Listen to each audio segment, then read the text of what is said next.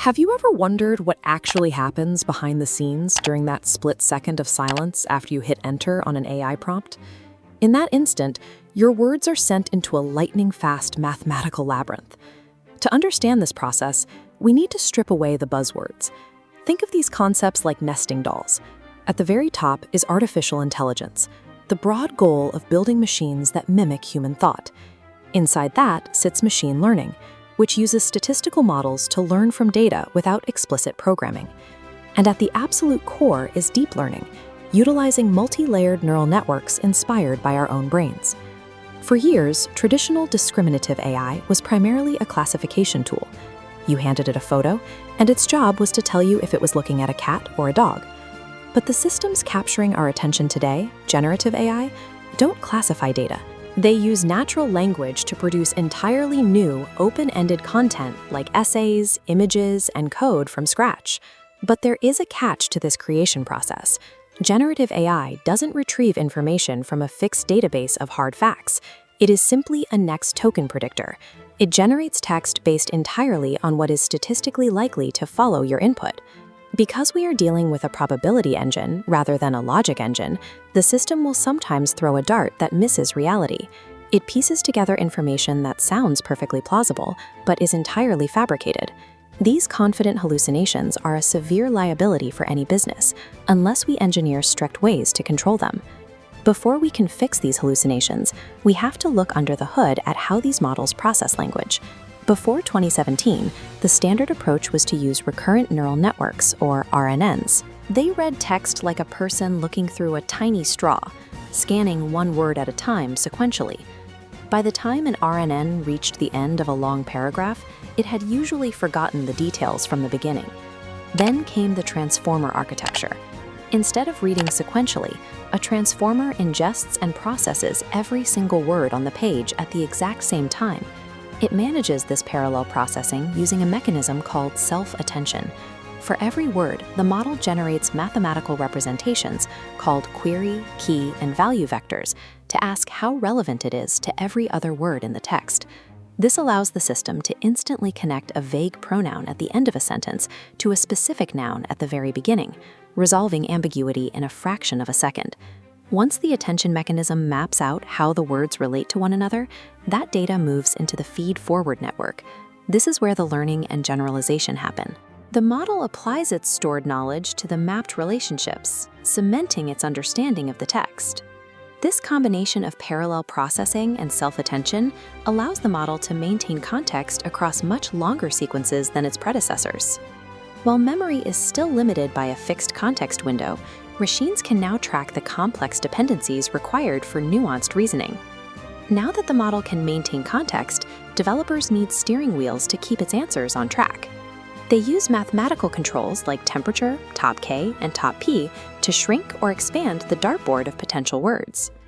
A lower setting forces the model to choose highly probable, safe words, while higher settings allow for unusual, creative variants. Next comes the structural control, prompt and context engineering. Instead of just asking a question, you provide a strict persona, a defined task, and non-negotiable constraints, like forcing a specific format or word count. But if you want to ground the model in reality, you use retrieval augmented generation, or RAG. It provides the model with specific factual documents to reference before it speaks, which significantly reduces hallucinations by turning a closed book exam into an open book test. This requires breaking massive policy documents into small chunks and processing them into mathematical vectors. When a user asks a question, the database performs a similarity search, isolating and retrieving only the coordinates that are mathematically closest to the user's request. Combining these rigid prompt parameters with RAG's external facts transforms the model into a tool designed for enterprise precision. Still, deploying these tools at scale presents a massive physical roadblock. Running full-size, trillion-parameter language models demands staggering amounts of compute power and quickly becomes prohibitively expensive. To solve this, developers rely on a technique called mixture of experts. Instead of lighting up the entire massive network for every single prompt, a specialized routing gate analyzes the request and sends it only to a small, relevant fraction of the model. We see similar efficiency and customization through parameter-efficient fine-tuning.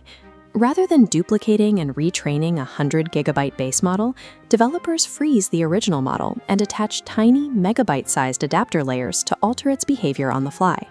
These targeted optimization techniques prove that you don't actually need infinite budgets or supercomputers to build highly capable AI systems. You just need a smarter architecture. AI development is now moving toward agentic workflows. These systems don't just talk.